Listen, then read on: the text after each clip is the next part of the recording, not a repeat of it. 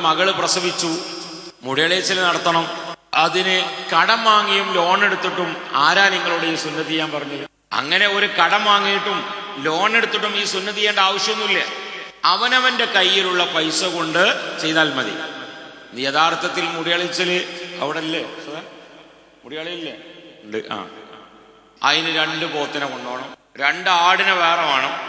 യഥാർത്ഥത്തിൽ ഇന്ന് നമ്മൾ ഈ കൊത്തിക്കറക്കണമാതിരി ഒന്നും ആ അറവിന്റെ കന്നിന് ചെയ്യാൻ പറ്റൂല. കെണിപ്പുകളൊക്കെ അഴിച്ചെടുക്കണമെന്നാണ്.